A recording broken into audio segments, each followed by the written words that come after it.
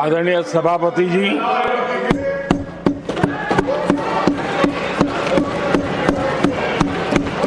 राष्ट्रपति जी के अभिभाषण पर आभार व्यक्त करने के लिए This is not correct. Please take your seat. This is not correct. Please take your seat. No. Please take your seat. आप बैठिए प्लीज. आप बैठिए please. Prime minister is on his legs. Please आप बैठिए. प्लीज आप बैठिए.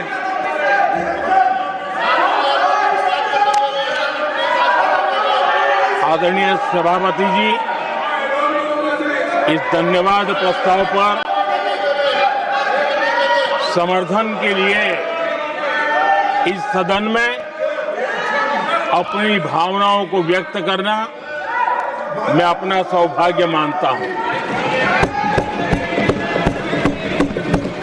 आदरणीय सभापति जी, विकसित भारत की यात्रा में बीते वर्ष देश के तेज प्रगति से विकास के वर्ष रहे हैं। Nothing will go on record except Prime Minister's जीवन के हर क्षेत्र में, समाज के हर वर्ग को उनके जीवन में परिवर्तन का एक कालखंड रहा है। एक सही दिशा में तेज गति से देश आगे बढ़ रहा है। आदरणीय राष्ट्रपति जी ने बहुत ही बढ़िया तरीके से पूरी संवेदनशीलता के साथ उन्होंने This is not correct. इस विषय को Sit your seat. हम please. सबके सामने प्रस्तुत किया है। आदरणीय सभापति जी, मेरी एक प्रार्थना है, आदरणीय खड़गे जी की उम्र देखते हुए वो बैठ करके भी नारे बोल सकते हैं तो अच्छा होगा, ताकि उनको कष्ट न हो। पीछे नौजवान बहुत लोग हैं, तो खड़गे जी को No. आप बैठते बैठते भी When you are speaking, they are listening. You are नारे listening. बोलने की अनुमति दे दीजिए।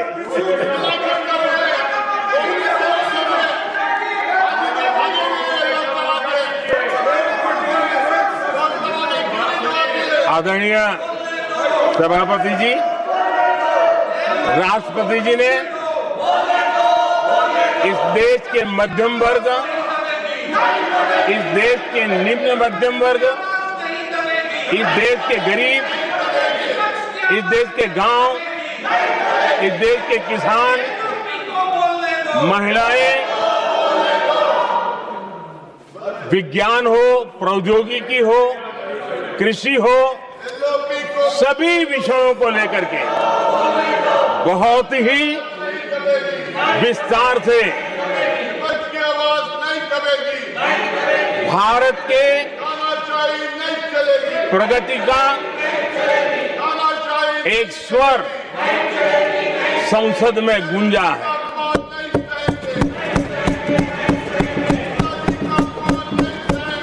देश के नौजवान भारत के सामर्थ्य को कैसे आगे बढ़ा रहे हैं, इसकी भी विस्तार से चर्चा की है। हर वर्ग के सामर्थ्य को उन्होंने शब्दांकित किया है। और इतना ही नहीं, आदरणीय राष्ट्रपति जी ने भारत के उज्जवल भविष्य के प्रति एक विश्वास व्यक्त किया है। ये अपने आप में हम सबके लिए प्रेरक है। आदरणीय सभापति जी, 21वीं सदी का प्रथम क्वार्टर पूरा हो चुका है। लेकिन ये दूसरा क्वार्टर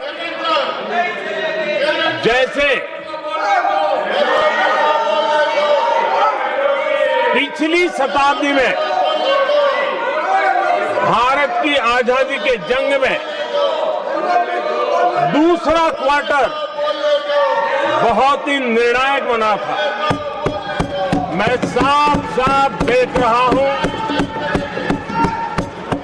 कि विकसित भारत के निर्माण की दिशा में ये दूसरा क्वार्टर भी उतना ही सामर्थ्यवान होने वाला है, उतना ही तेज गति से आगे बढ़ने वाला है। और इसलिए आदरणीय सभापति जी,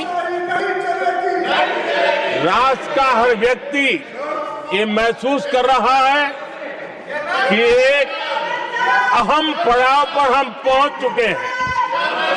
अब न हमें रुकना है, न हमें पीछे मुड़ करके देखना है। I will not go ahead to do what you are doing. आगे ही आगे देखना Please है। बैठिए। I am not going to let गति you से चलना now. है। You please बैठिए। और लक्ष्य को प्राप्त करके ही हमें सांस लेनी है, उस दिशा में हम आगे बढ़ रहे हैं। Nothing should go on without except the Prime Minister's speech.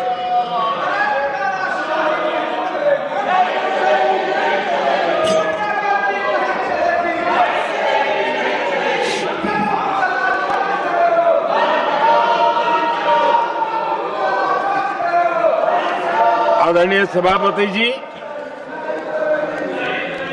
वर्तमान में अगर हम देखें तो भारत के भाग्य के अनेक सुयोग एक साथ हमें नसीब हुए। ये अपने आप में बहुत ही उत्तम संयोग है, ऐसा मैं मानता हूं। सबसे बड़ी बात है, विश्व के समृद्ध से समृद्ध देश भी बुजुर्ग होते जा रहे हैं। वहां की आबादी उम्र के उस पड़ाव पर पहुंची है हम जिन्हें बुजुर्ग के रूप में जानते हैं। हमारा देश ऐसा है जो विकास की नई ऊंचाइयां छू रहा है। उसी समय दिनों दिन हमारा देश युवा होता जा रहा है, युवा आबादी वाला देश है। ये अपने आप में एक बहुत अच्छा सुयोग है। आदरणीय सभापति जी, दूसरी तरफ मैं देख रहा हूं जिस प्रकार से विश्व का भारत के प्रति आकर्षण बढ़ा है, और उसमें भी विश्व भारत की टैलेंट का महात्म्य समझ रहा है। हमारे पास आज दुनिया का बहुत ही महत्वपूर्ण टैलेंट पूल है, युवा टैलेंट पूल है, जिसके पास सपने भी हैं, संकल्प भी हैं, सामर्थ्य भी है। और इसलिए ये दूसरा सुयोग है। शक्ति का आशीर्वाद हमारे साथ है। आदरणीय सभापति जी, भारत आज विश्व में जो चुनौतियां पैदा हो रही है, उन चुनौतियों का समाधान देने वाला एक देश आशा की किरण बना हुआ है, और हम समाधान दे रहे हैं। वैसा ही एक महत्वपूर्ण सुयोग है कि आज मेजर इकोनॉमी में भारत का ग्रोथ बहुत हाई है, और हाई ग्रोथ और लो इन्फ्लेशन ये बहुत ही यूनिक संयोग है, और ये हमारी अर्थव्यवस्था की मजबूती को प्रदर्शित करता है। आदरणीय सभापति जी, हम जिस गति से आगे बढ़ रहे हैं, जब हमें देश की जनता ने सेवा करने का मौका दिया तब फ्रेजाइल 5 के रूप में ये देश जाना जाता था। जब हमें अवसर मिला तब देश आजाद हुआ तब हम दुनिया में 6 नंबर की इकोनॉमी थे, लेकिन इन लोगों ने ऐसा एक हाल करके रखा कि 11 पे पहुंचा दिया। आज हम 3 पर जाने की दिशा में तेज गति से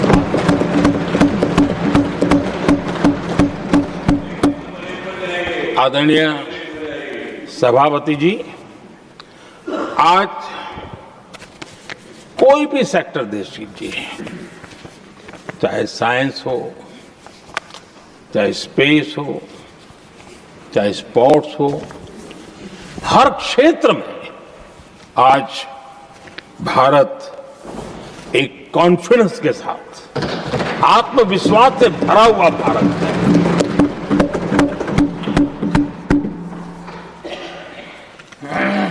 कोविड के बाद विश्व में जो स्थितियां पैदा हुई और ऐसी नई नई चीजें जुड़ती गई, आज दुनिया संभल नहीं पा रही है। ऐसे में साफ साफ नजर आ रहा है कि दुनिया एक नए ग्लोबल ऑर्डर की तरफ, नए वर्ल्ड ऑर्डर की तरफ आगे बढ़ रहा है। सेकेंड वर्ल्ड वॉर के बाद एक वर्ल्ड ऑर्डर बना था, अब एक नए वर्ल्ड ऑर्डर की तरफ विश्व बहुत तेजी से आगे बढ़ रहा है। और सबसे बड़ी खुशी की बात है, सारी घटनाओं का और राजनीतिक तरीके से निष्पक्ष भाव से विश्लेषण करेंगे तो झुकाव भारत की तरफ है।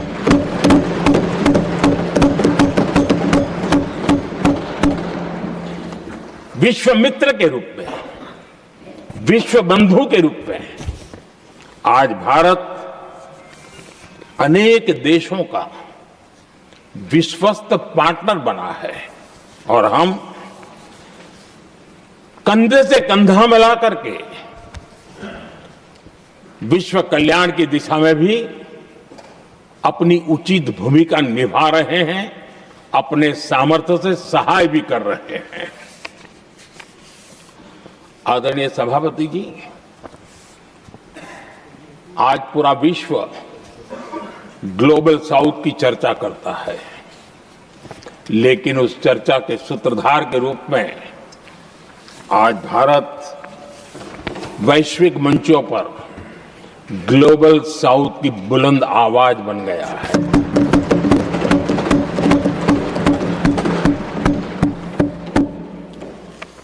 अनेक देशों के साथ आज Bharat future ready trade deals कर रहा है। पिछले कुछ ही समय में दुनिया के महत्वपूर्ण 9 बड़े देशों के साथ 9 बड़े हमारे ट्रेड डील हुए हैं और उसमें मदर ऑफ ऑल डील एक साथ 27 देशों के साथ, यूरोपियन यूनियन के साथ।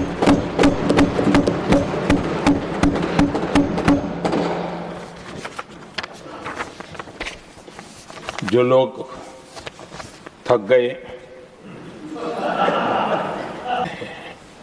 आदरणीय सभापति जी, इसके पीछे सबसे बड़ी बात, डेवलप कंट्रीज एक डेवलपिंग कंट्री के साथ डील करता है ना, वो अपने आप में भी अर्थ जगत के लिए बहुत बड़ा है।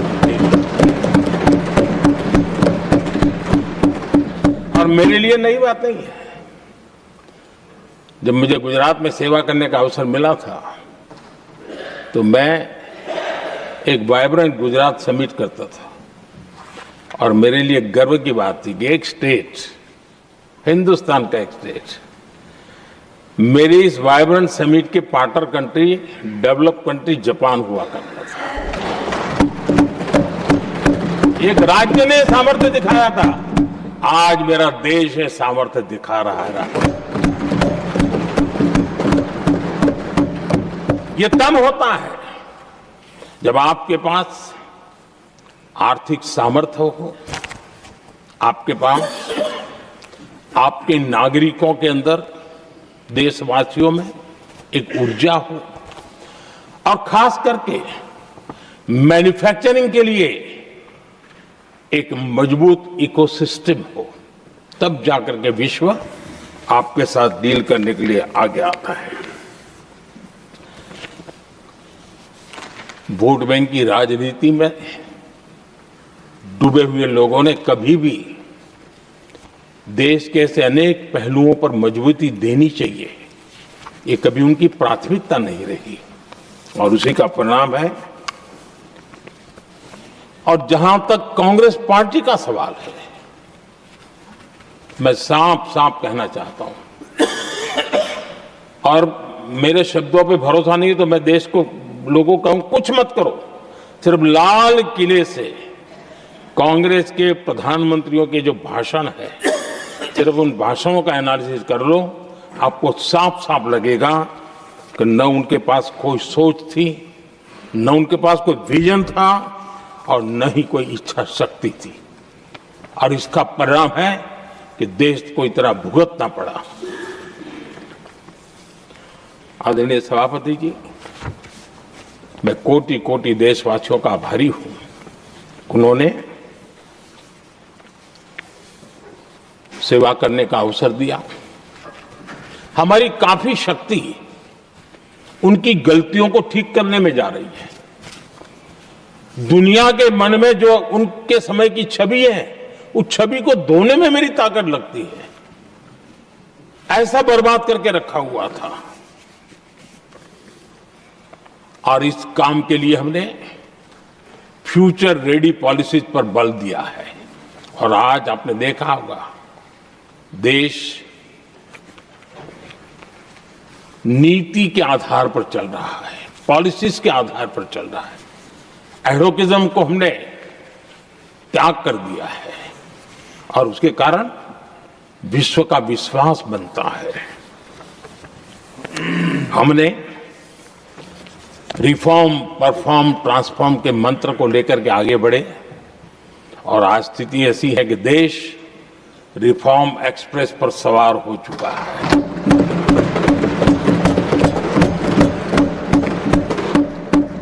हमने स्ट्रक्चरल रिफॉर्म्स किए हैं, प्रोसेस से जुड़े रिफॉर्म्स किए हैं, पॉलिसीज में रिफॉर्म किए हैं। हमारा मैन्युफैक्चरिंग सेक्टर, हमारे उद्यमी ये सशक्त हो, भारत की हर चीज का वैल्यू एडिशन हो, उस दिशा में हमने प्रयास किया है। और मैं आज विश्वास के साथ कह सकता हूं, आज भारत विश्व के साथ स्पर्धा करने के लिए पूरी तरह तैयार है।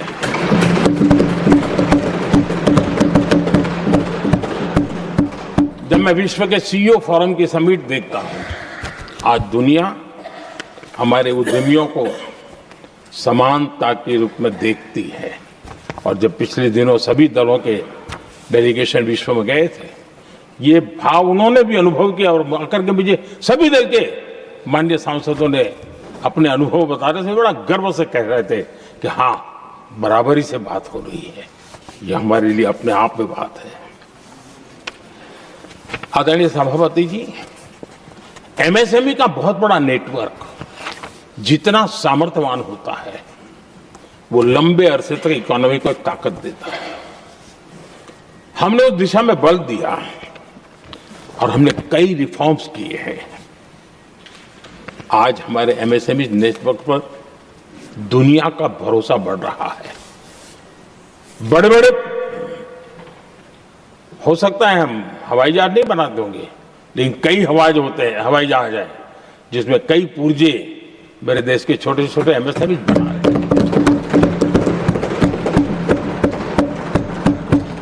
आदरणीय सभापति जी, देश में हुए इन प्रयासों का नतीजा सबके सामने है। बड़े बड़े देश भारत के साथ व्यापारिक संबंध बनाने के लिए बहुत ही आतुर है।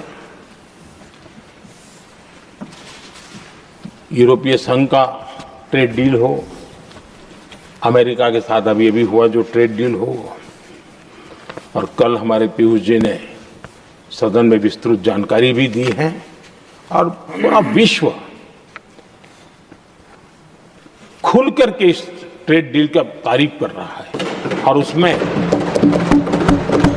जब यूरोपियन यूनियन के साथ ट्रेड डील हुआ तो विश्व को एक भरोसा हुआ कि अब वैश्विक स्तर पर स्थिरता की संभावना बढ़ेगी।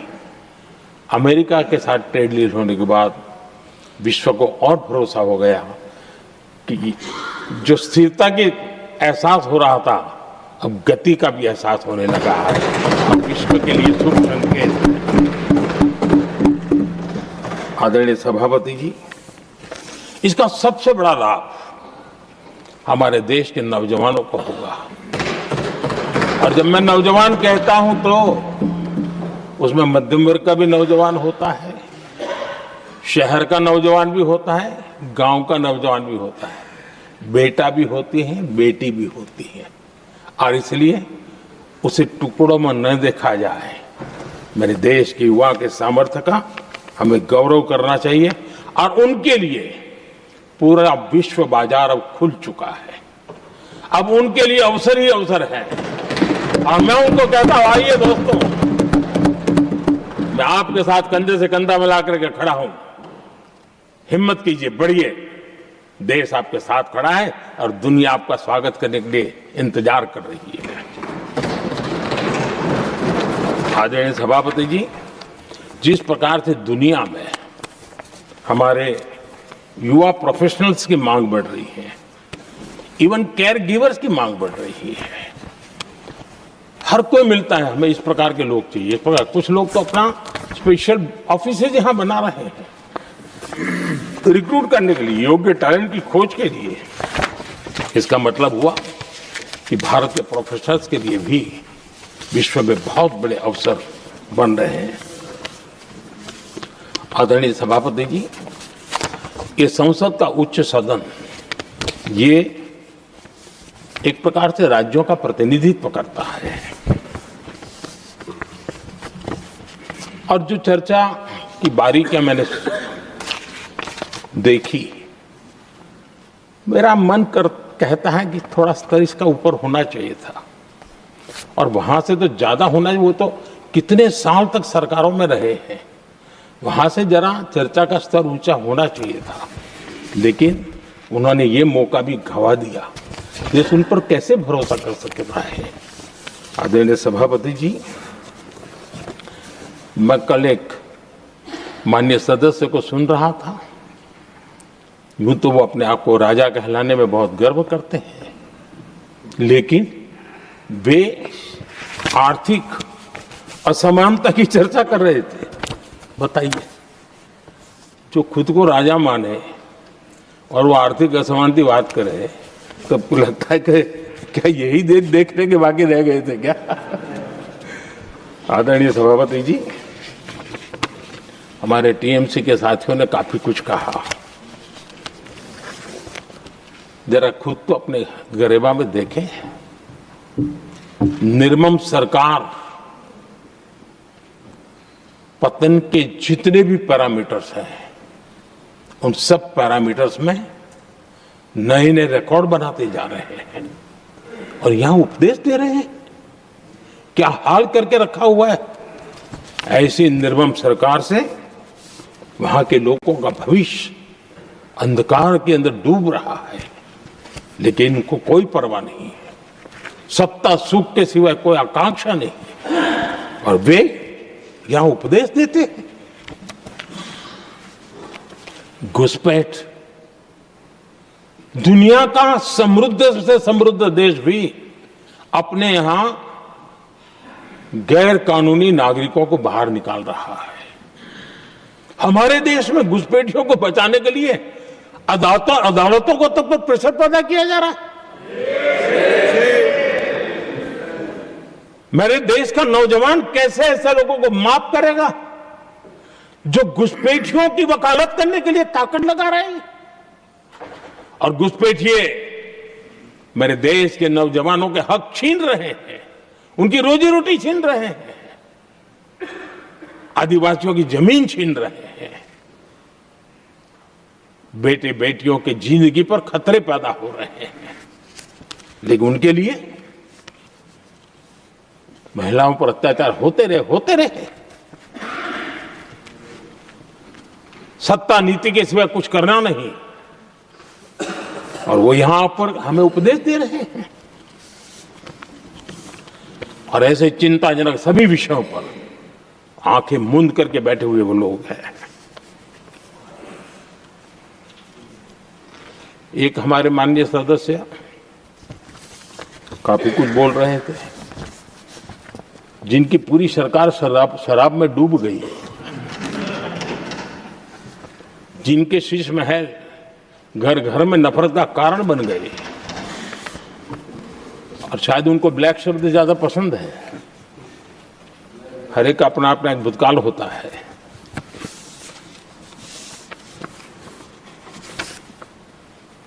पता नहीं ब्लैक के साथ उनका क्या पुराना रिश्ता है। आदरणीय सभापति जी, ऐसे सभी साथियों से मैं आज जरूर कहूंगा, तुम कितना दुनिया को धोखा दोगे, तुम कितना दुनिया को धोखा दोगे। आईना देख लिया तो अपनी सच्चाई कहां छिपाओगे।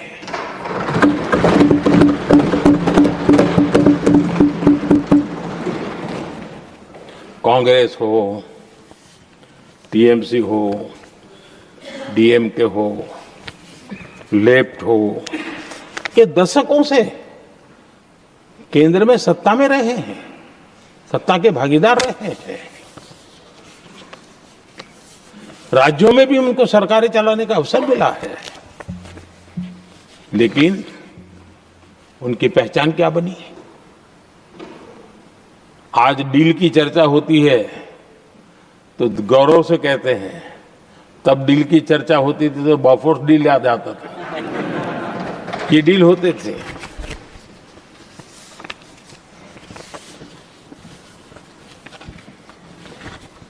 उन्होंने सिर्फ जेब भरने का काम किया।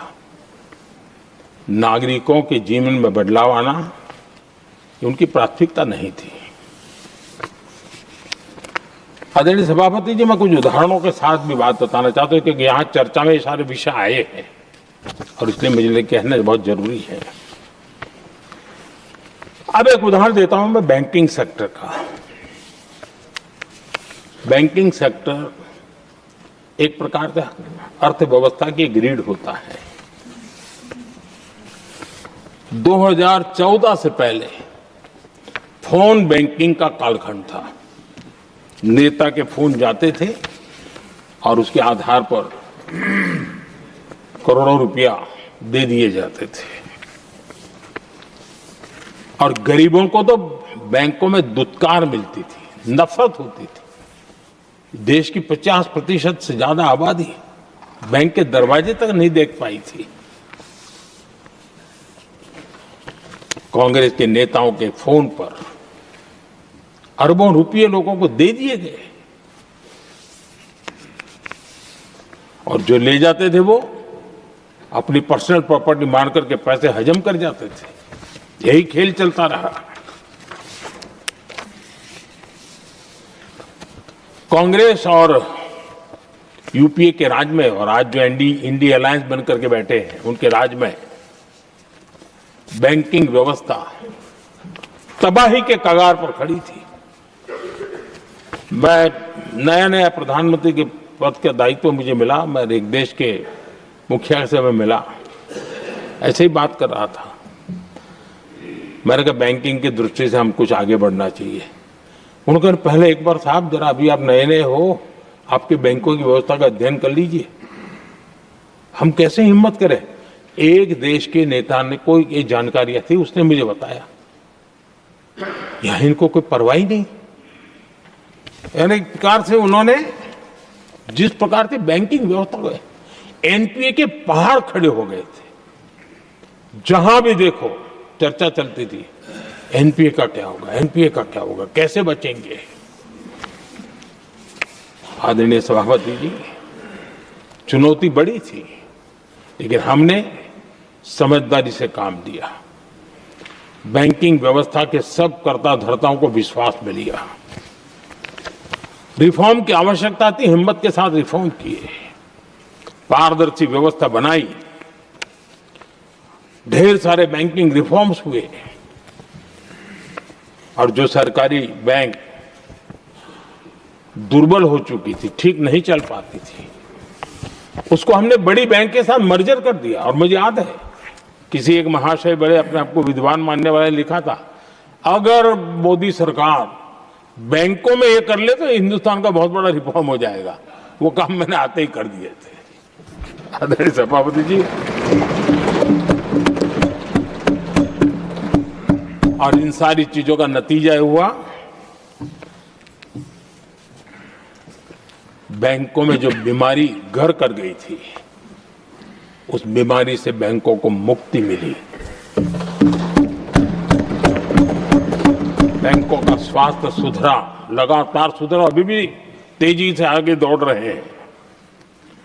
और बैंकिंग का जब स्वास्थ्य सुधरा तो लेन देन का कारोबार भी उनका बढ़ा, लोगों को पैसे मिलने लगे, सामान्य व्यक्ति को पैसे मिले। ऐसे ऐसे गरीब लोगों को लोन मिले जिनके लिए कभी बैंक के दरवाजे बंद थे, बेचारा दूर से देख करके उसे जाना पड़ता था। आज मुद्रा योजना, मुद्रा योजना जो देश के नौजवान को अपने पैरों पर खड़े रहने की ताकत देता है, मुद्रा योजना जो स्वरोजगार की प्रेरणा देता है, लेकिन स्वरोजगार के भाषण के काम नहीं होता है, उसका हाथ पकड़ना पड़ता है, उसको साथ देना पड़ता है, उसको सहाय देनी पड़ती है। और हमने मुद्रा योजना के द्वारा 30 लाख करोड़ रुपया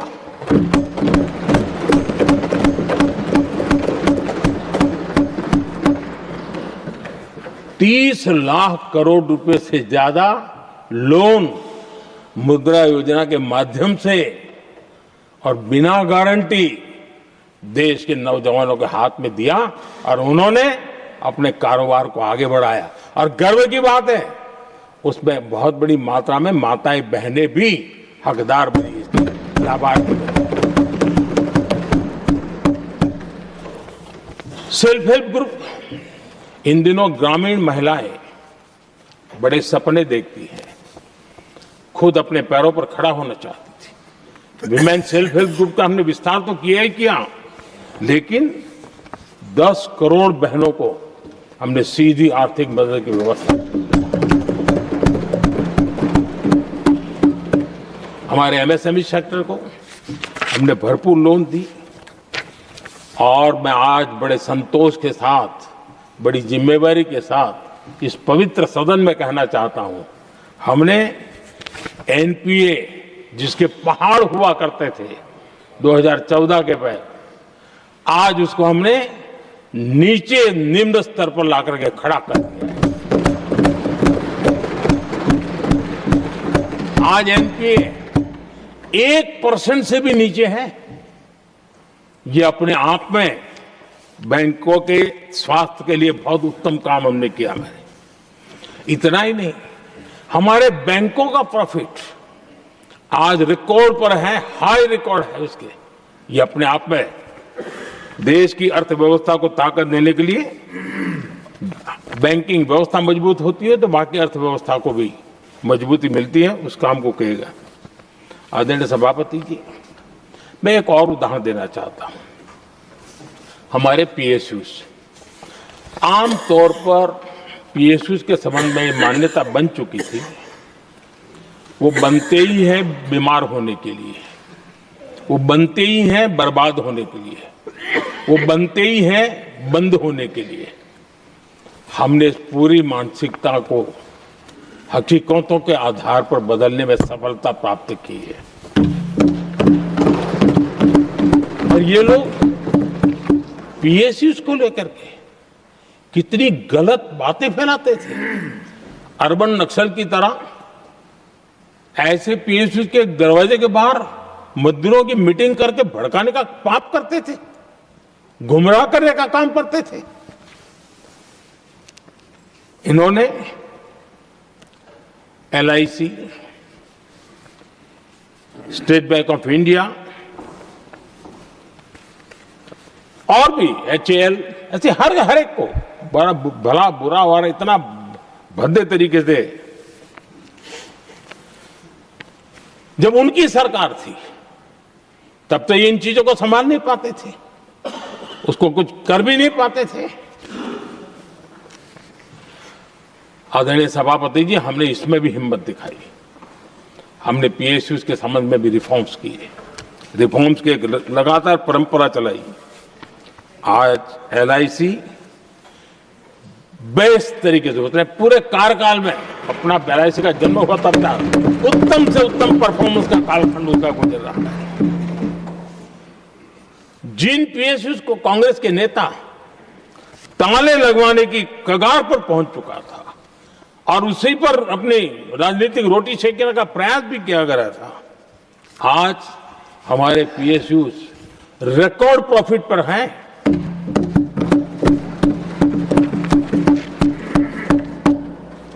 इतना ही नहीं, वे अपने परफॉर्मेंस से मेक इन इंडिया को भी गति दे रहे हैं। मेक इन इंडिया का जो सपना है उसका पूरा करने में वे भी एक बहुत बड़े कैटलिस्ट एजेंट के रूप में आज भूमिका अदा कर रहे हैं। रिकॉर्ड संख्या में रोजगार बना रहे हैं। इतना ही नहीं, हमारे कुछ PSUs आज विश्व के अंदर जा रहे हैं, विश्व में भी अपनी ताकत दिखा रहे हैं, विश्व के साथ जुड़ रहे हैं, दुनिया के कई देशों के विकास यात्रा में वो भागीदार बन रहे हैं। आज हमारे PSUs को बहुत बड़े बड़े ऑर्डर देश से भी और देश के बाहर से भी मिलने लगे हैं। ये अपने आप में मैं जो कहता हूं ना, एक बहुत महत्वपूर्ण पड़ाव पर ये देश 25 साल है, उसका संकेत यहां नजर आता है। आदरणीय सभापति जी, कांग्रेस ने विश्वासघात करने के विषय में भी हमारे देश के अन्नदाता को भी नहीं छोड़ा। इस देश में 10 करोड़ किसान ऐसे हैं जिनके पास 2 हेक्टेयर से भी कम जमीन है, छोटे किसान हैं। उनकी तरफ कभी परवाह नहीं की गई, उनकी तरफ कभी देखा नहीं गया, नहीं उनके दिमाग में ये छोटे किसानों का कोई महात्म्य था। उनको लगता है कुछ बड़े लोगों को संभाल लिया तो गाड़ी चल जाएगी, और यही राजनीति करते रहे। आदरणीय सभापति जी, हमारे दिल में छोटे किसान के प्रति एक दर्द था। हम जमीनी हकीकतों से परिचित थे और उसी के कारण हम PM किसान सम्मान निधि योजना लेकर के और आप इतने कम समय में हमारे इन छोटे किसानों के खाते में 4 लाख करोड़ रुपया हमने दिया है। 4 लाख करोड़ रुपया आंकड़ा छोटा नहीं होता है आदरणीय सभापति जी, और उसने हमारे छोटे किसानों को एक नई ताकत दी है, नए सपने देखने का सामर्थ्य दिया है। और मुझे पक्का विश्वास है कि हमारा किसान उस दिशा में जरूर भारत की आशा अपेक्षा के अनुरूप परिणाम देगा।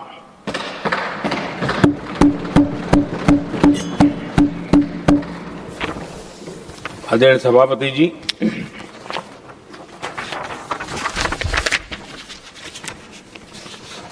यहां कुछ साथियों ने इम्प्लीमेंटेशन के संबंध में शिकायतों का भाषण काफी किए। शायद वो तय करके आए थे कि ऐसा ऐसा बोलना है, तो इसमें तो उनका ऐलान दिखता था, बाकी में तो नहीं दिखता है।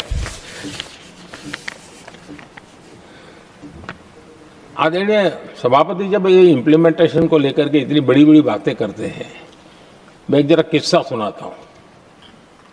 मैं किसी का भला बुरा कहने के लिए नहीं कर रहा हूं, मैं सिर्फ हकीकतें रख रहा हूं। परेशानी जिनको होगी उनको होगी, लेकिन तथ्य तो तथ्य ही होते हैं।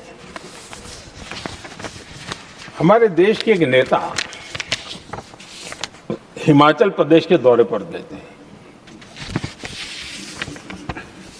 और वहां से आने के बाद उन्होंने खुद ने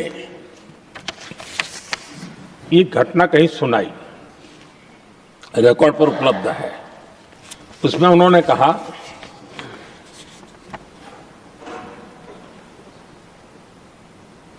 उस नेता ने क्या कहा, मैं उन्हीं के शब्द पढ़ रहा हूं।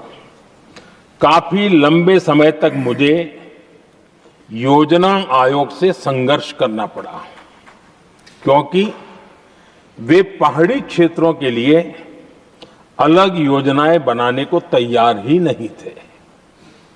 मैं हिमाचल प्रदेश गई थी, जब मैं वापस आई तो मैंने योजना आयोग में कहा कि हमारे कामदारों को, वर्कर्स को जीप की जरूरत नहीं है, बल्कि खच्चरों की आवश्यकता है ताकि कम से कम उन पर सामान आदि लादा जा सके। आगे भी उन्होंने कहा, लेकिन मुझे बताया गया हम पैसा तो जीप के लिए ही देंगे क्योंकि खच्चरों के लिए पैसे देने की पॉलिसी नहीं है। इसी भाषण में आगे वो कहती हैं, अब वहां सड़कें ही नहीं थी। उनका कहने का कारण यह था कि हिमाचल में जहां वो गई और सड़कें ही नहीं थी। अब वहां सड़कें ही नहीं थी तो फिर उस पर जीप का क्या लाभ हो सकता है? जीप लेकर के कौन जाएगा जहां रोड नहीं है? लेकिन उस समय योजना आयोग का जोर था या तो जीप या तो कुछ भी नहीं। आदरणीय सभापति जी, ये भाषण किसी और का नहीं, ये कांग्रेस के वरिष्ठ नेता और तत्कालीन प्रधानमंत्री इंदिरा गांधी का भाषण है।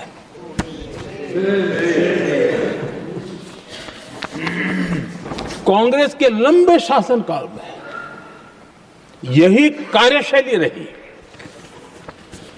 और जिसको इंदिरा जी खुद जानती भी थी कि ये पाप चल रहा है,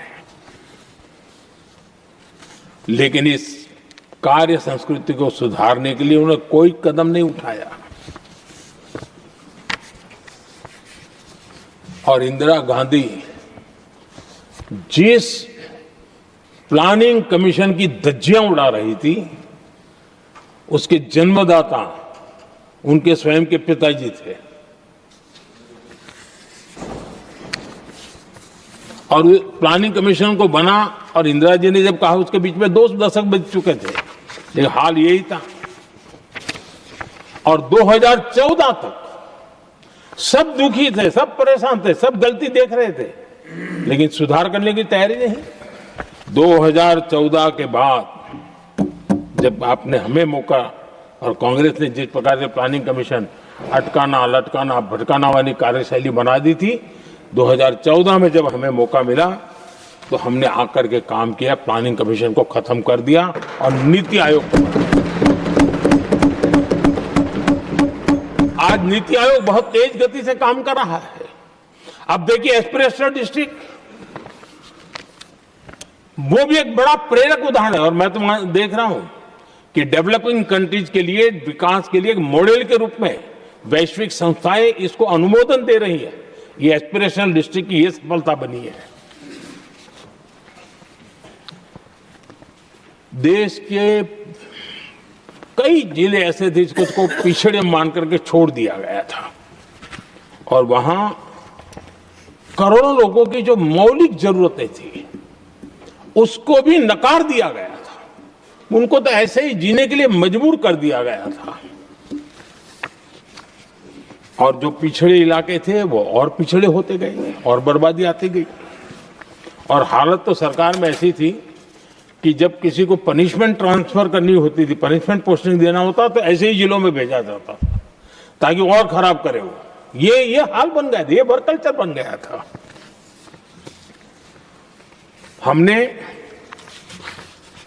इस स्थिति को बदला। सबसे पहला आग्रह किया, यंग होनहार अफसरों को लगाया जाएगा और पूरा 3 साल का मौका उसको दिया जाए काम करने का।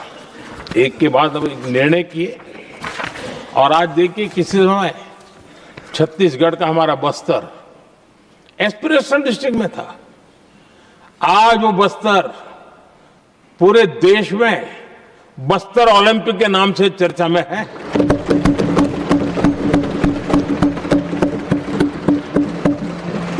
आज विकास की धारा बस्तर के गांव-गांव पहुंच रही है। अभी कुछ गांवों में पहली बार बस देखी, पूरे गांव ने उत्सव मनाया बस्तर में। ये परिस्थितियां छोड़ करके गए हुए हैं लोग, और यहां पर पता नहीं किस प्रकार से देश को कहां ले जाना चाहते हैं लोग। आदरणीय सभापति जी, इंप्लीमेंटेशन क्या होता है, ये एस्पिरेशनल डिस्ट्रिक्ट एक बहुत बड़ा शानदार उदाहरण है। ऐसे तो सैकड़ों उदाहरण हैं, लेकिन मैं कहने के लिए इसको उल्लेख कर रहा हूं। कांग्रेस के हमारे साथियों को ये जो बदलाव आ रहा है उसमें इंप्लीमेंटेशन नजर नहीं आ रहा है, और उनका तो एक ही वो प्लानिंग कमीशन वाला मॉडल है, जीप और खच्चर वाला मॉडल, यही वो लोग जानते हैं, उससे आगे कुछ नहीं जानते। और ये इंप्लीमेंटेशन कैसे करते हैं, मेरा जन्म नहीं हुआ था उसके पहले सरदार वल्लभ भाई पटेल ने नर्मदा नदी पर बांध बांधने की कल्पना की। विषय तो पक्का हो गया, सरदार साहब नहीं रहे, खैर नेहरू जी ने शिलान्यास किया। अब इंप्लीमेंटेशन देखिए इनको, मेरा जन्म नहीं हुआ था जब इसकी कल्पना की गई थी, और प्रधानमंत्री बनने के बाद मैंने उसका उद्घाटन किया, ये हाल है।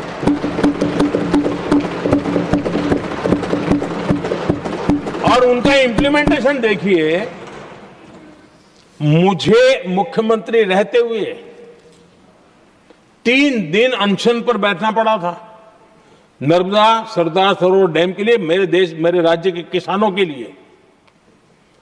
मैंने अपने आप को दांव पर लगा दिया था, तब जाकर के भारत सरकार को झुकना पड़ा, और तब जाकर के सरदार सरोवर डैम के कंस्ट्रक्शन को गति मिली, और यहां मैं पहुंचा तब मुझे उसका उद्घाटन करने का सौभाग्य मिला। और आज कच्छ तक, हावड़ा बीएसएफ के लोग जहां बैठते हैं वहां तक नर्मदा का शुद्ध पानी पीने के लिए पहुंच रहा है। इंप्लीमेंटेशन क्या होता है, और यहां पर इम्प्लीमेंट किसी ने शब्द पकड़ा दिया, हर एक के मुंह से वही निकल रहा था। हमने कांग्रेस की कार्यशैली को बदलने के लिए, जब मैंने देखा कई ऐसे काम थे अटके पड़े हुए, कोई पूछने वाला नहीं थे फाइलों में, और पॉलिटिकल फायदे के लिए अनाउंसमेंट कर दिए, दिए जला दिए, पत्थर लगा दिए, करना कुछ नहीं। आखिरकार मैंने एक टेक्नोलॉजी वाला प्लेटफॉर्म बनाया यहां आकर के, प्रगति के नाम से। ये प्रगति प्लेटफॉर्म का मैं उदाहरण देता हूं, आप हैरान हो जाएंगे, मुझे एग्जैक्ट याद नहीं है, लेकिन शायद हिमाचल में एक ट्रेन उन्होंने पार्लियामेंट में घोषित की थी, शायद ऊना और कोई। मेरे आने तक वो कागज पर भी उसका ड्राइंग नहीं बना था, बताओ, और चुनाव जीतने के लिए वो घोषणा कर दी। प्रगति के अंदर मेरे सामने विषय आया, ऐसे कई विषय मेरे सामने आए, और उस प्रगति के अंदर हमने एक एक प्रोजेक्ट क्यों अटके हुए, कॉस्ट किस डिपार्टमेंट की काम में क्या मुसीबत आई है, किसने गलत तरीके से इसको आगे बढ़ाया, और बजट तो बढ़ता ही गया था। जो योजना 900 करोड़ में होनी थी वो 90,000 करोड़ तक पहुंच जाए, ये हाल करके रख दिया था इन्होंने। हमने एक टेक्नोलॉजी प्लेटफॉर्म बनाया, हर महीने बैठा, अभी मैंने 50वां एपिसोड पूरा किया उस मीटिंग का, और लगातार उस काम करते करते, और संबंधित राज्यों को भी बिठाया, उनकी कठिनाइयों को भी समझा, उसके इम्प्लीमेंटेशन में कौन मिनिस्ट्री का परेशानी हो रही है, किस स्टेट की परेशानी हो रही है, किस कानून की परेशानी हो रही है, हर एक की बारीकी से देखा। और आज मैं गर्व से कह सकता हूं कि इस प्रगति के इम्प्लीमेंटेशन को बारीकी से प्रधानमंत्री के स्तर पर देखे जाने के कारण 85 लाख करोड़ रुपीस का काम को गति मिली। 85 लाख करोड़ रुपीस के काम आप कल्पना कीजिए। देश की कितनी बड़ी शक्ति को अनलॉक किया हमने। इंप्लीमेंटेशन कैसे होता है ये हमने करके देखा है। रेल हो, रोड हो, सिंचाई हो, ग्रामीण कोई व्यवस्था का काम, इन सारी चीजों को हमने इसमें लिया। अब जैसे जम्मू उधमपुर श्रीनगर बारामूला रेल लाइन, आज ये प्रोजेक्ट पूरा हुआ।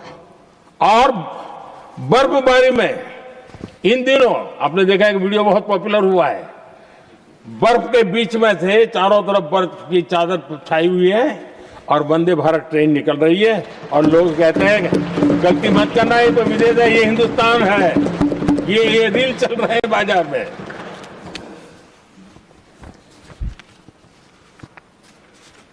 लेकिन 3 दशक तक यही प्रोजेक्ट लटका हुआ था। 3 दशक, 30 साल आप कल्पना कर सकते, 2 पीढ़ी आगे बढ़ जाए, ये यही के अटके पड़े थे। हमारी सरकार ने इसको पूरा किया।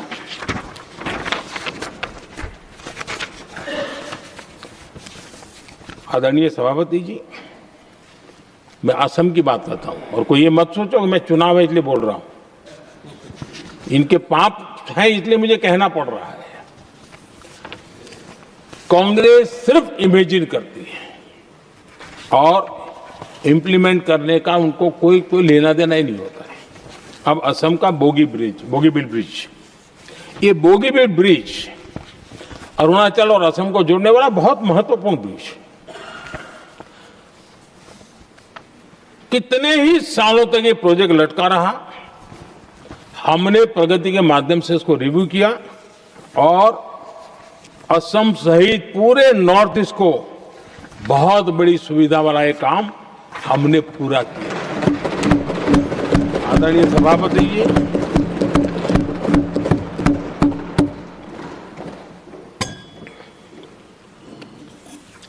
इंप्लीमेंटेशन की बातें जब करते हैं तो एक बार हमारा भाजपा हो, एनडीए हो, हमारा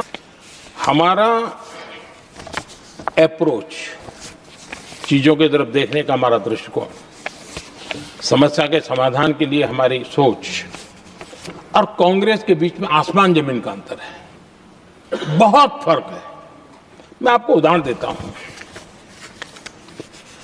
हमारी सोच ये है कि 140 करोड़ देशवासी ये इतने सामर्थ्यवान हैं कि वह चुनौतियों को समाधान दे सकते हैं। ये हमारी सोच है। हमारा भरोसा है देशवासियों पर, उनके सामर्थ्य पर हमारा भरोसा है और यही लोकतंत्र की भी सच्ची ताकत होती है। लेकिन कांग्रेस देशवासियों को ही समस्या मानती है। अब मैं इनका इतना बोल करके छोड़ दूंगा तो आज पता नहीं रात को उनको नींद नहीं आएगी और गालियां कल कैसी दे उसका प्लानिंग चलेगा। लेकिन मैं उदाहरण के साथ बताना चाहता हूं किस प्रकार से लोग सोचते थे देशवासियों के लिए।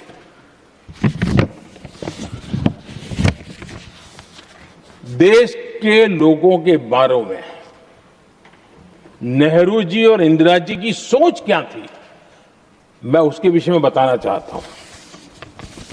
इंदिरा जी एक बार ईरान गए थे और ईरान में वो भाषण दे रही थी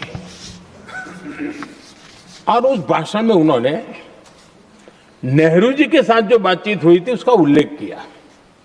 खुद ने कहा है, उन्होंने कहा, और मैं जो इंदिरा जी ने कहा था उसको कोट कर रहा हूं, जब किसी ने मेरे पिताजी से पूछा, यानी नेहरू जी से पूछा कि उनके सामने कितनी समस्याएं हैं, तो उन्होंने उत्तर दिया था 35 करोड़। नेहरू जी ने जवाब दिया था कि उनके सामने कितनी समस्याएं हैं, बोले 35 करोड़।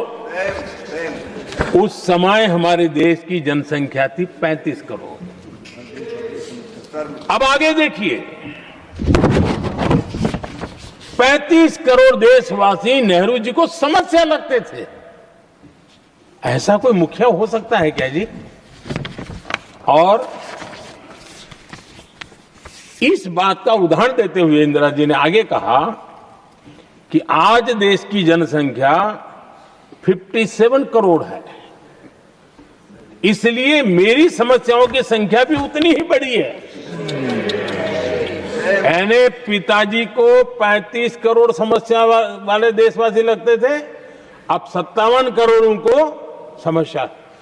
कोई ऐसा हो सकता है जो अपने ही देशवासियों को समस्या माने? ये फर्क है उनकी सोच और हमारी सोच में, ये फर्क है उनके अप्रोच और हमारे अप्रोच में।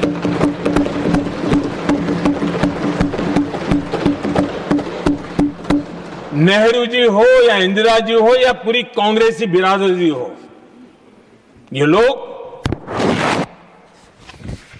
भारत के लोगों को समस्या मानते हैं। आदरणीय सभापति जी, मेरे कई कोटेशन मिलेंगे। मैंने दुनिया के सामने कहा है, देश के सामने कहा है, और कहा है इसलिए नहीं, ये मेरा कन्विक्शन है। अरे चुनौतियां कितनी ही क्यों ना हो, 140 करोड़ समाधान हमारे पास है।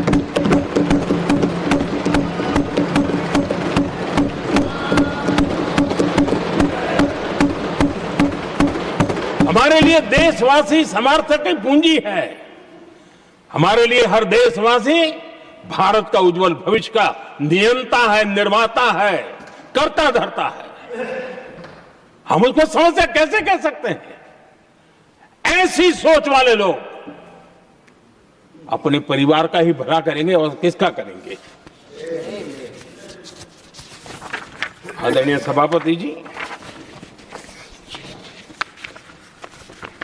देश के लोगों का अपमान करते रहना एक कांग्रेस के स्वभाव में पड़ा हुआ है, उनके संस्कारों में पड़ा हुआ है। कांग्रेस ने बीते दिनों राष्ट्रपति जी का अपमान किया। चुनाव के बाद जिस प्रकार से हमारे राष्ट्रपति जी के लिए शब्द कहे गए हैं,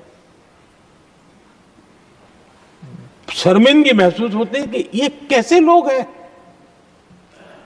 भारत के राष्ट्रपति के लिए क्या बोल रहे हैं लोग? आदरणीय सभापति जी, कल लोकसभा में भी राष्ट्रपति जी के अभिभाषण पर चर्चा नहीं हो पाई। ये राष्ट्रपति पद, उसका घोर अपमान किया है।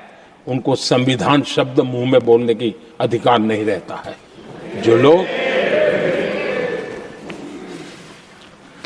गरीबी से निकली हुई एक महिला, आदिवासी परिवार से आई हुई एक महिला, जब आपने लोकसभा में जो व्यवहार किया है, आपने आदिवासी समाज का अपमान किया है, आपने महिला का अपमान किया है।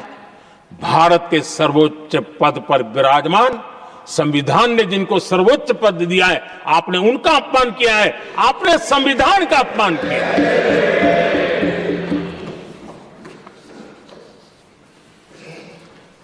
आदरणीय सभापति जी, उनको कुछ भी लगता हो,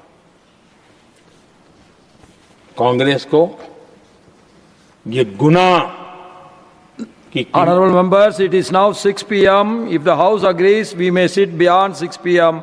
till disposal of the motion of thanks and the presidential address. Do I have the leave of the House to extend the sitting beyond 6 p.m.? Thank you. आदरणीय सभापति जी, समय बढ़ाने के लिए मैं आपका और सदन का बहुत आभार व्यक्त करता हूं।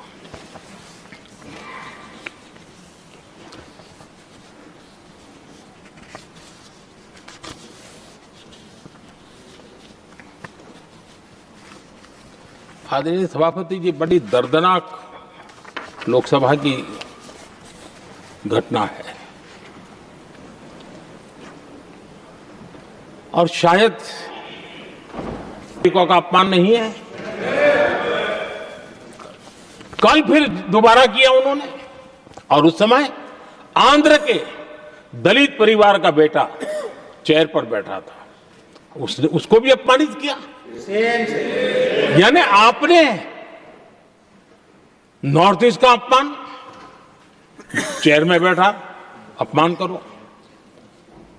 आंध्र के एक दलित परिवार का बेटा चेयर पर बैठा, उसका अपमान करो। सदन ने इनको काम दिया हुआ है, सबने मिलकर के काम दिया हुआ है, लेकिन वो दलित समाज से आते हैं, इसलिए आप अपमान करते हो।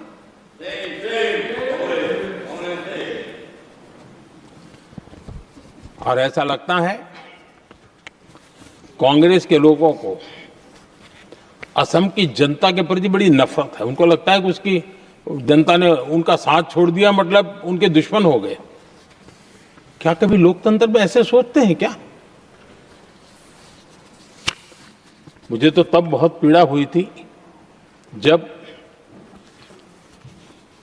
भारत रत्न भूपेन हजारिका जी, जो कि इस देश के बहुत ही सम्मानीय व्यक्तित्व है जी, आज भी घर घर में उनको स्मरण करते हैं लोग। उनके प्रति जो भक्ति का भाव है आप कल्पना नहीं कर सकते, लेकिन उनको इसकी भी कोई परवाह नहीं है। और जिस प्रकार से, और हमारा सौभाग्य था कि हमने भूपेन हजारिका जी के देश के लिए जो उनका योगदान था, नॉर्थ ईस्ट जैसे इलाके से पूरे देश को अपने वाणी से, अपने विचारों से, अपनी अभिव्यक्ति से बांध के रखा था।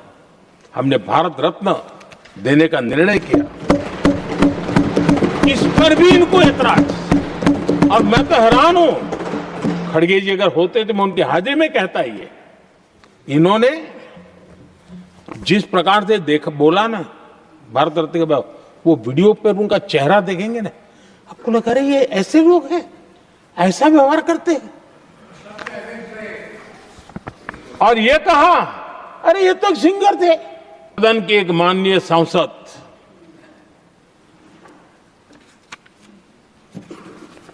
कांग्रेस के शातिर दिमाग जिनका है, ऐसे एक युवराज ने उनको गद्दार कह दिया।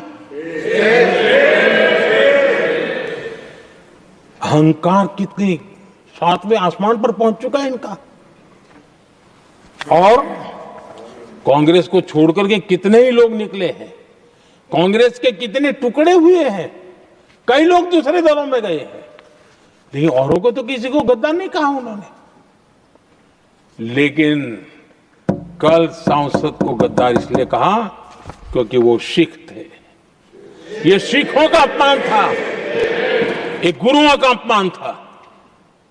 और कांग्रेस के अंदर जो कूट कूट करके सिखों के प्रति नफरत भरी पड़ी है ना, उसका वो अभिव्यक्ति थी। और इसी सदन के माननीय सांसद है वो, और उनको जरा भी दर्द नहीं, वरना आज खड़े होकर के कह सकते थे कि कल जो हुआ इसी सांसद की गरिमा के अनुरूप नहीं था, हमें खेद है।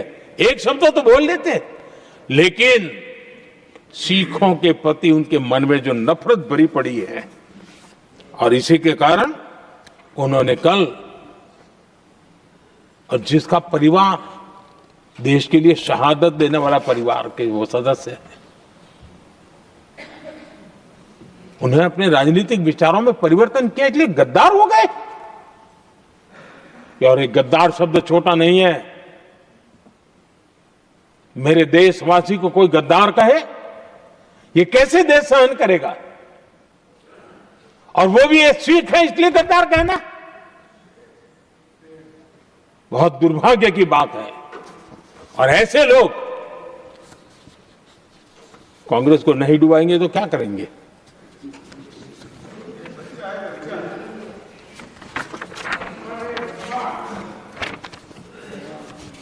आदरणीय सभापति जी, एक तरफ ये दृश्य है और दूसरी तरफ हमारे सदानंद जी मास्टर का दृश्य है।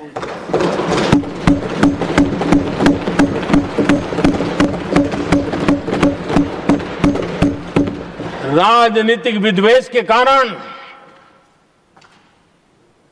उनके दोनों पैर काट दिए गए। भरी जवानी में दोनों पैर काट दिए। कटे हुए पैर से जिंदगी गुजार रहे हैं, लेकिन संस्कार इतने ऊंचे हैं कि वाणी में भी अपशब्द नहीं निकलता है, बर्तन में भी कटुता नजर नहीं आती। गर्व होता है। और कल जब उनका पहला भाषण हो रहा था सदन में, और उन्होंने जब अपने बेंच पर आपसे इजाजत लेकर के अपने कटे हुए पैर के लिए वो जो नीम का उपयोग करते हैं, आर्टिफिशियल नीम का, उन्होंने जब रखा, वो दृश्य देश के लिए पीड़ादायक था कि इस देश में ऐसा ही बंधारण की बातें करने वाले इंडिया अलायंस के लोग, और ये इंडिया अलायंस पूरा जिम्मेवार है इसके लिए, वैचारिक असहमति के कारण एक नौजवान के, और वो भी एक टीचर, शिक्षक के प्रति गर्व से, आदर से देखा जाता है, उसके पैर काट दे, लेकिन उनको कोई खेद नहीं है, उनको कोई दर्द नहीं है। लेकिन मैं मास्टर सदानंद जी को हृदय से अभिनंदन करता हूं कि उन्होंने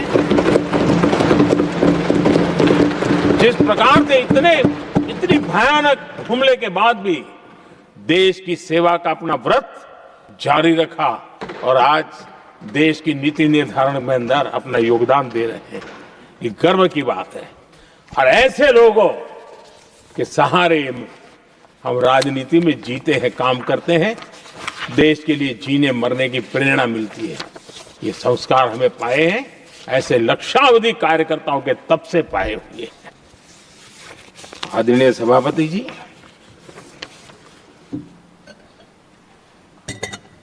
इन दिनों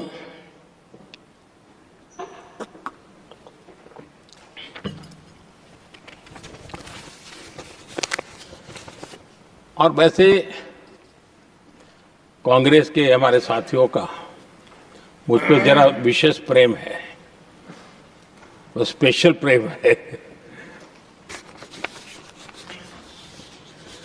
और जब मैं जिम्मेवारी जो मिली है उसके तहत, और जिम्मेवारी न मिलती तो भी देश के लिए जीना तुमने सीखा है।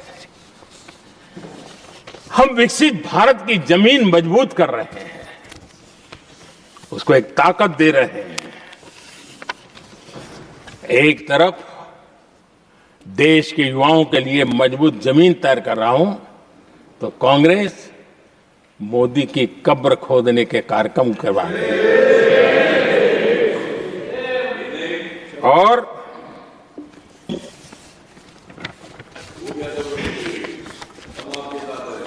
मोहब्बत की दुकान खोलने वाले मोदी तेरी कब्र खुदेगी के नारे लगा रहे हैं जी। ये कौन सी मोहब्बत की दुकान है जो देश के ही किसी नागरिक के कब्र खोदने के सपने देखती हो?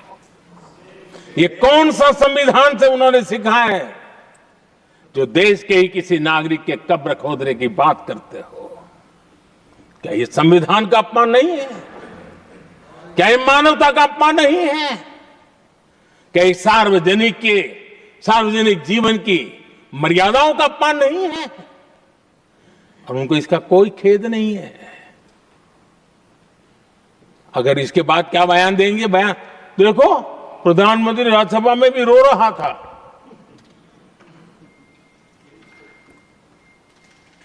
किस प्रकार के संस्कार और वृत्तियों से पले बड़े लोग हैं ये। आदरणीय सभापति जी, मेरे लिए कोई अनुभव मेरा बहुत पुराना है। 2002 से जब वे विपक्ष में थे तब से, और 2004 से जब वो सत्ता में आए तब से, और 2014 से मैं जब यहां आया तब से, पिछले 25 साल से संसद का एक भी सत्र ऐसा नहीं गया, मोदी संसद का सदस्य नहीं था, एक भी सत्र ऐसा नहीं गया जिसमें इस सदन के अंदर मोदी को गाली देने का काम न किया हो इन लोगों ने। 25 साल और मुझे किसी ने पूछा था, मोदी जी आपके स्वास्थ्य का क्या राज है? मैंने कहा मैं डेली 2 किलो गाली खाता हूं।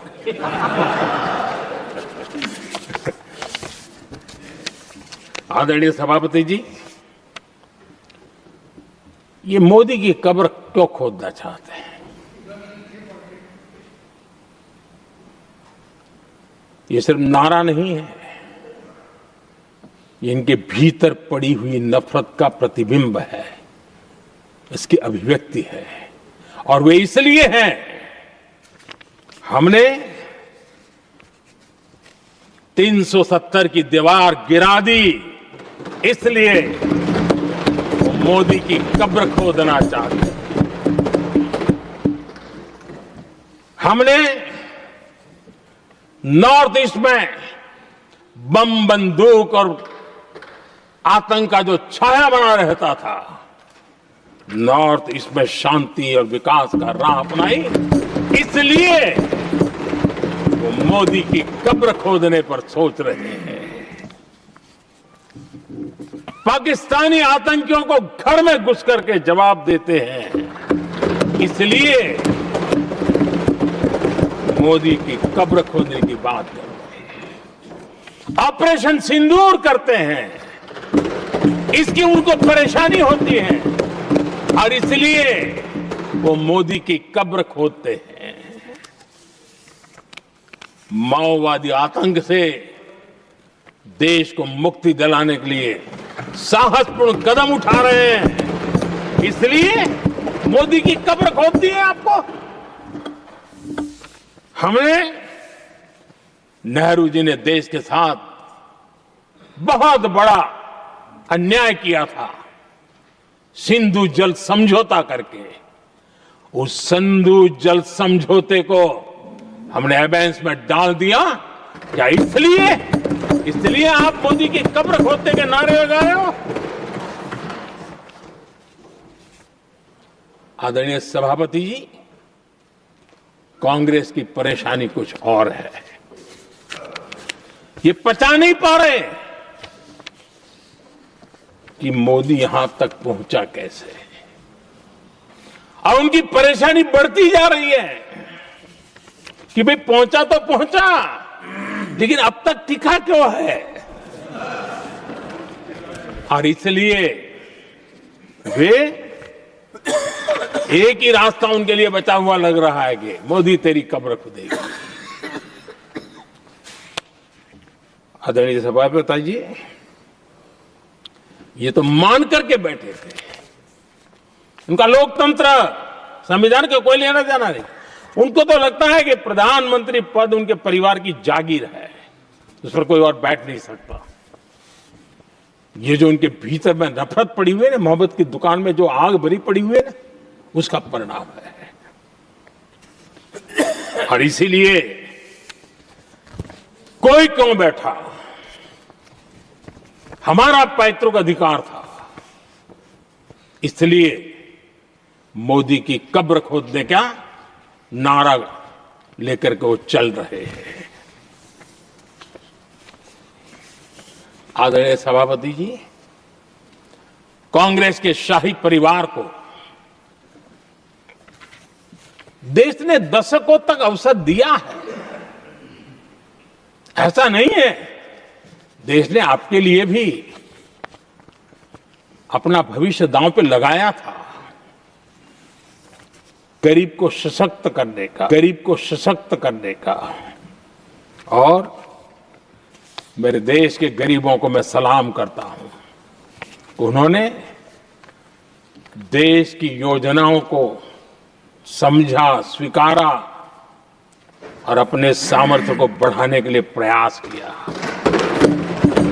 मैं देश के गरीबों का गौरवगान करता हूं कि हमारी नीतियों पर भरोसा करके, हमारी नीयत पे भरोसा करके उन्होंने भी अपने आप को खपाने के लिए कोई कमी नहीं रखी, और 25 करोड़ मेरे गरीब परिवार के भाइयों ने गरीबी को परास्त किया और खुद गरीबी से बाहर आए हैं। मैं उनको सलाम करता हूं।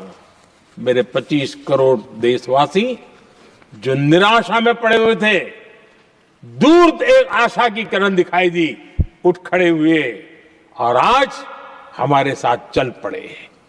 आदरणीय सभापति जी,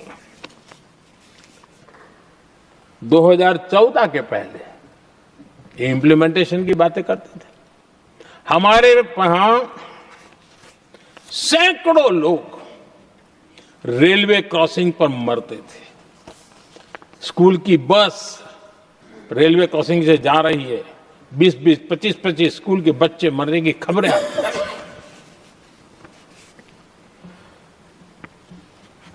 अनमैन्ड रेलवे क्रॉसिंग, वो इतना बड़ा काम नहीं था कि नहीं कर सकते थे। ये काम भी मुझे करना हुआ और हमने सारे अनमैन्ड क्रॉसिंग बंद कर दिए, लाखों लोगों की जिंदगी बचा ली। इसलिए ये मोदी की कब्र खोदना चाहते हैं। आदरणीय सभापति जी, 2014 से पहले इस देश में 18,000 गांव ऐसे थे जिनको बिजली का मतलब पता नहीं था। बिजली का कोई तार होता है, कोई बल्ब होता है, कोई लट्टू जलता हुआ उसमें उजाला निकलता, पता नहीं था उनको। 18,000 गांव 2014 के बाद जब आपने हमें दायित्व देशवासियों ने दिया, उन 18,000 गांव जिन्होंने कभी बिजली का मुंह तक नहीं देखा था, बिजली का शब्द भी कान पे नहीं सुना था, उन गांवों में उजाला पहुंचाया। इसलिए इनको मोदी की कब्र खोदने के सिवाय अब कोई रास्ता नहीं दिख रहा है। आदरणीय सभापति जी, वो भी एक वक्त था जब देश में बार बार खबरें आती थी, मीडिया में हेडलाइन हुआ करती थी, सरहद की स्थिति के संबंध में बयान आते थे। गोला बारूद नहीं है, बुलेट प्रूफ जैकेट नहीं है, बर्फ के बीच खड़ा है, बर्फ में खड़े रहने के लिए जो जूते चाहिए वो जूते तक नहीं उसके पास। ये खबरें आती थी। हमने देश के जवानों के लिए खजाने खोल दिए, देश के जवानों को जो चाहिए वो देने की निकाल पड़े। और इसलिए वो चाहते कि अब तो कोई रास्ता बचा नहीं है, बस कब्र खुदेगी मोदी की। यही एक रास्ता उनके लिए बचा है। आदरणीय सभापति जी, एक बार उत्तर प्रदेश के वर्तमान मुख्यमंत्री जी ने सदन में भाषण करते करते वो रो पड़े थे।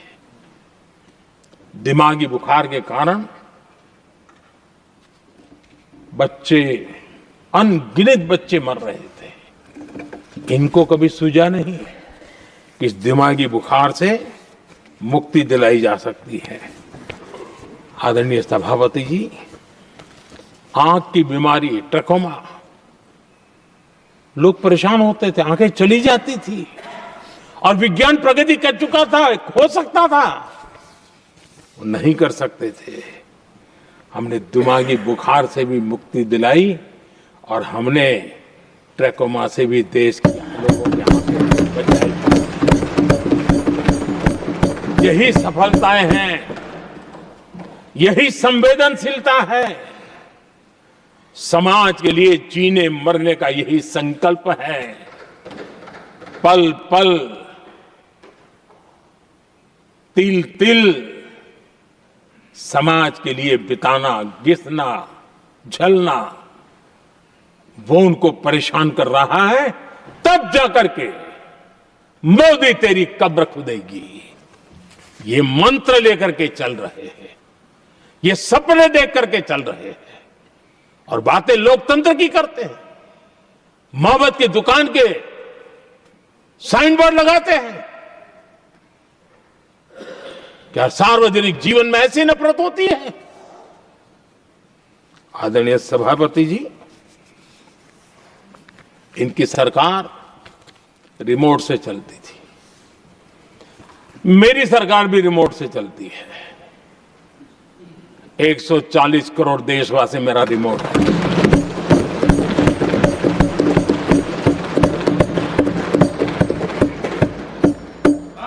एक 140 करोड़ देशवासियों के सपने, 140 करोड़ देशवासियों की आकांक्षाएं, देश के नौजवानों के संकल्प, इनके लिए हम जीते हैं, इनके लिए सरकार चलाते हैं। सत्ता हमारे लिए सुख का रास्ता नहीं है, सत्ता हमारे लिए सेवा का माध्यम है।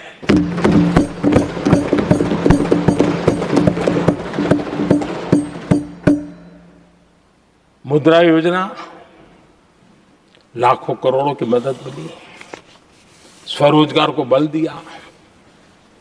कांग्रेस ने कभी स्टार्टअप कल्चर को प्रमोट ही नहीं किया।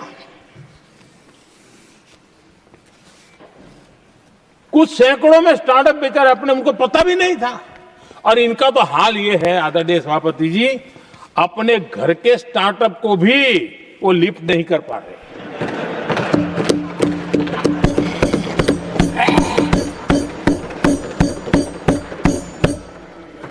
और हमारी सरकार में आज 2 लाख से ज्यादा स्टार्टअप है।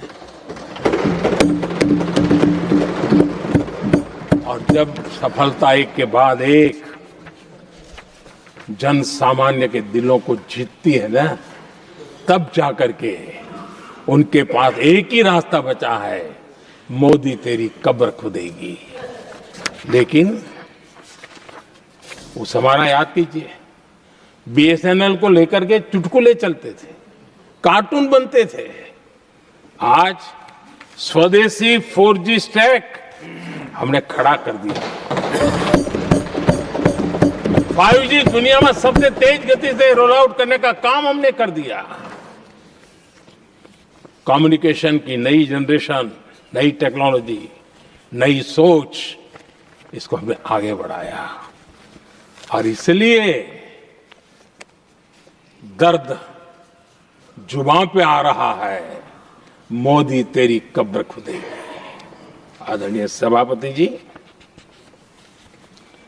गरीब की सेवा ये मेरा सौभाग्य है। 4 करोड़ गरीबों को पक्के घर देना मैं जीवन में सुकून मानता हूं। बिजली, पानी, गैस का सिलेंडर, टॉयलेट की सुविधा, मुझे लगता है कि हाँ, परमात्मा ने मुझे सही दिशा में काम करने की प्रेरणा दी है। पहली बार गांव की महिला गर्व से कह रही है, हाँ मैं लखपति दीदी बनी हूं। तो दूसरी कह रही है, इस साल तक मैं लखपति दीदी बन जाऊंगी। जो बन गई है उनको जब पूछता हूं, नहीं बोले साहब अब तो करोड़पति के लिए सोच रहे हैं। ये जो मिजाज बदला है, जो आत्मविश्वास बढ़ा है, और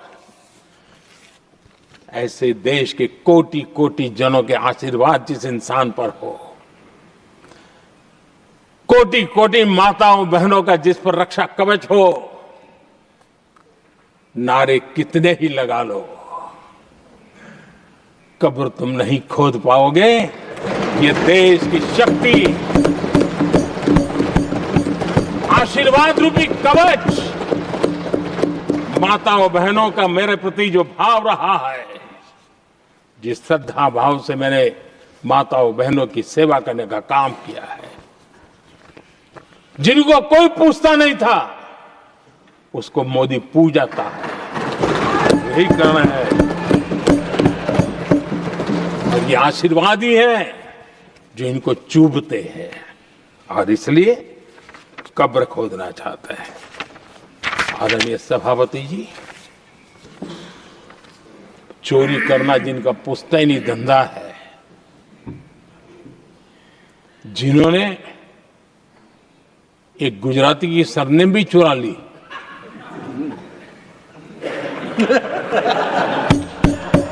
महात्मा गांधी की सरनेम चुरा ली, ये लोग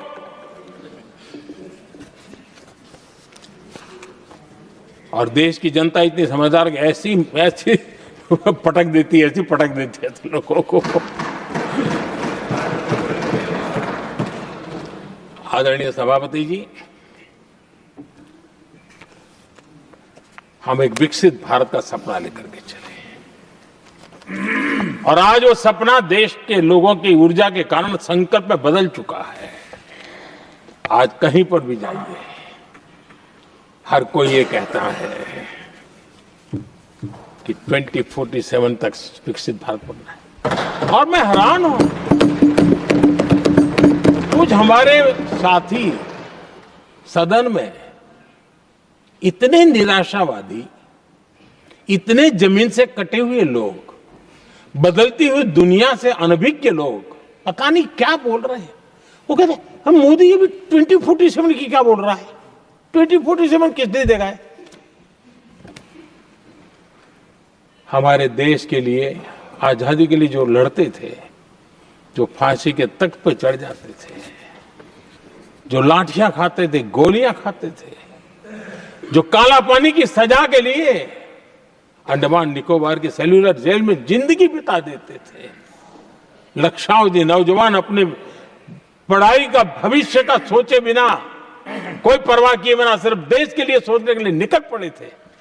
क्या उन्होंने कभी ये सोचा होता कि यार हमारे कालखंड में तो आजादी मिलेगी नहीं, कि मैं क्यों करूं? तो क्या देश कभी आजाद होता? ये इतने निराशावादी लोग हैं कि जब मैं डिजिटल इंडिया की बात करता था, मैं फिनटेक की चर्चा करता था, मैं यूपीआई की बात करता था, तो ये कहते थे अरे इस देश में गरीब आदमी मोबाइल फोन पर कैसे पैसों का कारोबार करेगा? 3 साल के भीतर भीतर देश ने दिखा दिया ये हो सकता है। और मैं हैरान था जिस दिन ऐसा भाषण संसद में हुआ, देश का मीडिया भी, मैं भी, ऐसे लोग, उनकी जो इकोसिस्टम है वो नाच रही थी कि देखिए मोदी को तगड़ा जवाब दिया। मोदी ने जवाब नहीं दिया। आपके हाथ में मोबाइल फोन जब यूपीआई से चलता है, काम करता है ना, तो जवाब अपने आप मिल जाता है।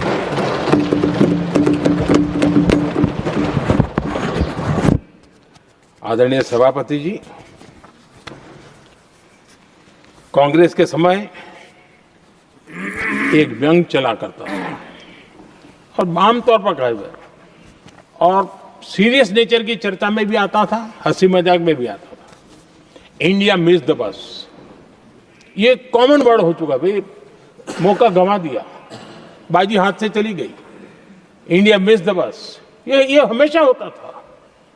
आदरणीय सभापति जी, आज भारत कोई बस मिस नहीं कर रहा है, आज भारत काफिले का नेतृत्व कर रहा है।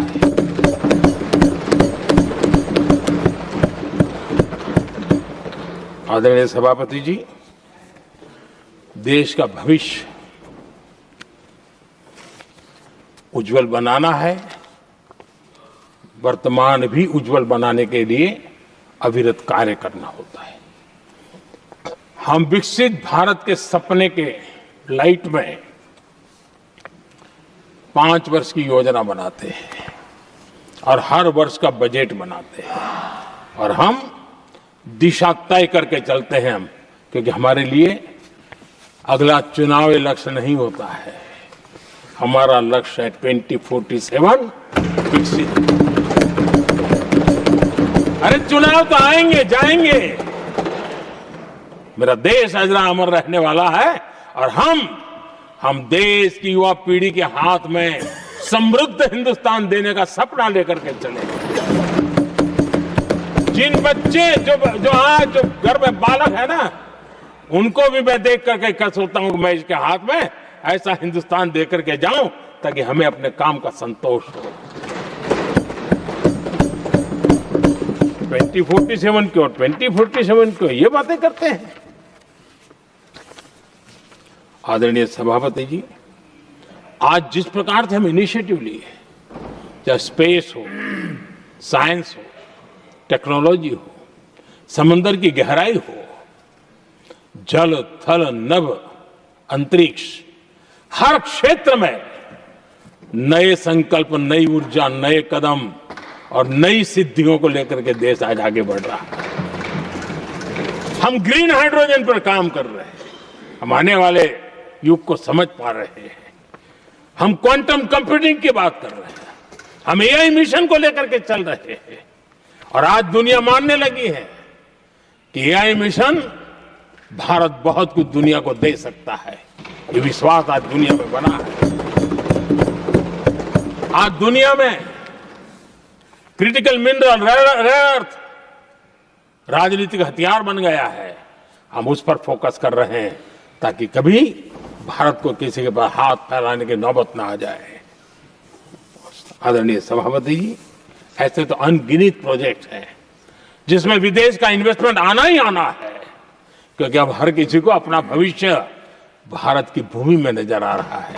हर किसी को अपना भविष्य भारत की टैलेंट के भरोसे नजर आ रहा है। हर किसी को भविष्य भारत के उज्जवल भविष्य के साथ खुद के उज्जवल भविष्य को जोड़ करके दिखता है। और इसलिए दुनिया आज भारत, विकसित भारत की बात हम क्यों कर रहे हैं, जिनके दिमाग में नहीं पड़ता है, दुनिया को समझ आ रहा है कि भारत ने सही दिशा पकड़ी है। चलो अब चर्चा वहां चल रही है कहीं हम बस न चुक जाए। कल तक चर्चा चलती थी इंडिया बस मिस करता है, अब दुनिया को लगता है अब हम लेट न हो जाए, वहां आने की स्पर्धा चल रही है। आदरणीय सभापति जी, आने वाला समय भारत के लिए अवसरों से भरा हुआ है, भारत के नौजवानों के लिए अवसरों से भरा हुआ है। भारत के उज्जवल भविष्य के लिए मैं पूरी संभावनाएं रेखांकित कर सकता हूं, मैं देख सकता हूं और उसके दिशा में नीतियां बनाकर हम आगे चल रहे हैं। हम इसको और मैं चाहता हूं, मेरे देशवासियों को निमंत्रण देता हूं और मैं देशवासियों को आज सदन से भी कहना चाहूंगा, मैंने मन की बात में भी इसका उल्लेख किया था, मैं यहां पर सभी माननीय सांसदों से भी कहूंगा कि आप भी अपने अपने क्षेत्र में ऐसे लोगों को बताइए, जब दुनिया भर में इतने अवसर पैदा हुए हैं, उसको स्थायित्व तब मिलता है जब हम उत्तम प्रकार की चीजों को लेकर के जाए, हम क्वालिटी को कॉम्प्रोमाइज न करें। मुनाफा कम क्यों न हो, लेकिन क्वालिटी को हम निरंतर उत्तम करते जाएंगे। इनोवेशन करना पड़ेगा, करेंगे, रिसर्च करना पड़ेगा, करेंगे, प्रोडक्ट में मटेरियल बदलना पड़े तो बदलेंगे, लेकिन हम दुनिया में क्वालिटी की दृष्टि से उत्तम हो, तब जाकर के जो आज राजनीतिक दृष्टि से जो निर्णय होते हैं उसका बेनिफिट लेने के लिए हमने पीछे नहीं रहना चाहिए। मेरे देशवासियों से मैं आज यही आग्रह करूंगा कि आप क्वालिटी के विषय में मेरा साथ दीजिए, क्वालिटी में कॉम्प्रोमाइज न करिए। आप देखिए दुनिया सिर्फ और सिर्फ made in India, made in Bharat, made in India, made in Bharat, इसके लिए गीत गाने लग जाएगी। आदरणीय सभापति जी, मैं कांग्रेस के मित्रों का भी आज आभार व्यक्त करता हूं कि कम से कम मुझे, उनको पता था, पहले प्रयोग कर चुके थे, पिछले 10 साल में मुझे 5-6 बार इस प्रकार से बोलने से रोका गया, तो उनको मालूम था एक बार शुरू होता हूं तो रुकता नहीं। और मैंने कहा था एक बार एक अकेला, तो अब अनुभव से सीख गए कि इसमें कोई दाल गलने वाली नहीं है, तो समझदारी से काम लिया और ऐसी समझ उनको निरंतर मिलती रहे, ये भी मैं प्रार्थना करता रहूंगा। आदरणीय सभापति जी, मैं राष्ट्रपति जी के उद्बोधन में योगदान देने वाले सभी सांसदों का भी आभार व्यक्त करता हूं। जो भी उत्तम विचार यहाँ प्राप्त हुए हैं, उत्तम विचार देश की प्रगति में जरूर काम आएंगे, ऐसा मैं विश्वास देता हूं। और आदरणीय राष्ट्रपति जी का इस संबोधन के लिए मैं हृदय से आभार व्यक्त करते हुए मेरी वाणी को विराम देता हूं। बहुत बहुत धन्यवाद।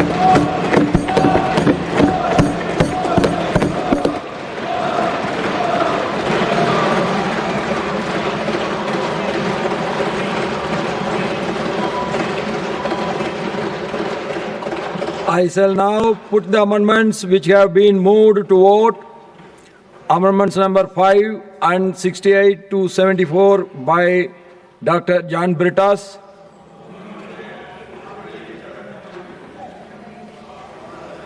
I shall now put the amendments to vote. Those in favor will please say aye. Those against will please say no. I think the noes have it, the noes have it, the noes have it. Amendment numbers 5 and 68 to 74 are negatived. Amendment number 25 to 31 by Professor Manoj Kumar Jha. Not present. John Peters also not present. I shall now put the amendments to vote. Those in favor will please say aye. Those against will please say no.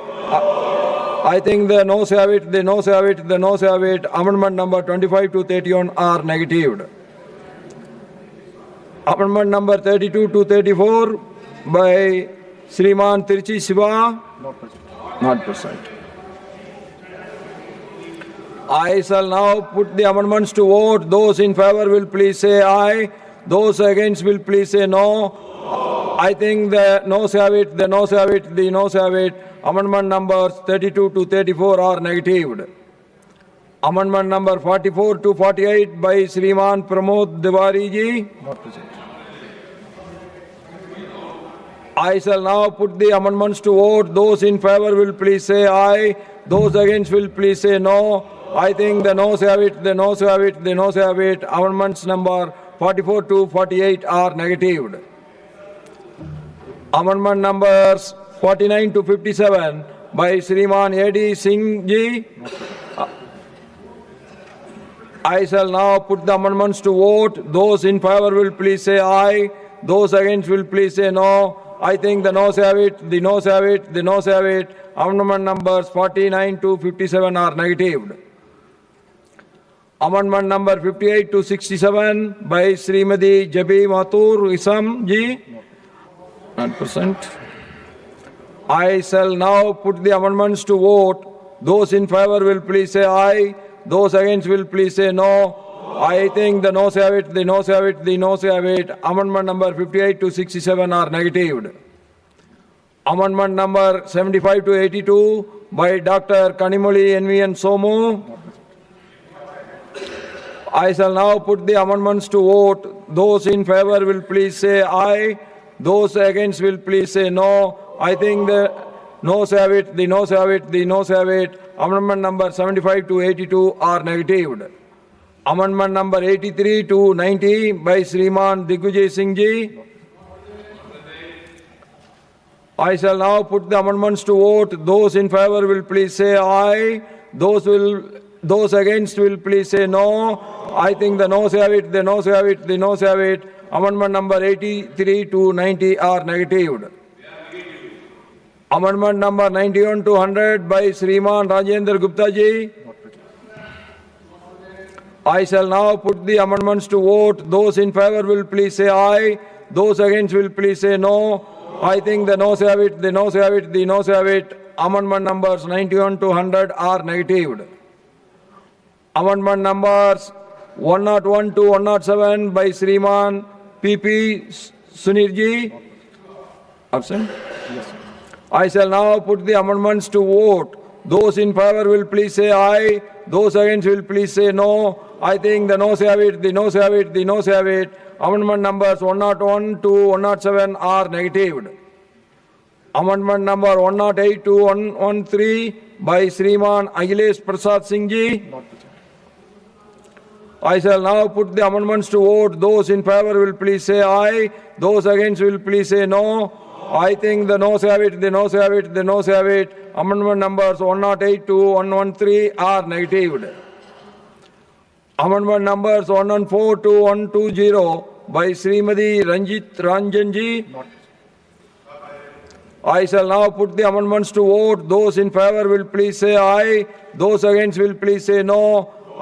I think the noes have it, the noes have it, the noes have it. Amendment numbers 114 to 120 are negatived. I shall now put the motion to vote. The question is that an address be presented to the President in the following terms: that the members of the Rajya Sabha assembled in this session are deeply grateful to the President for the address which he has been pleased to deliver to both houses of Parliament assembled together on January 28, 2026. Those in favor will please say aye. Those against will please say no. I think the ayes have it, the ayes have it, the ayes have it. The motion is adopted.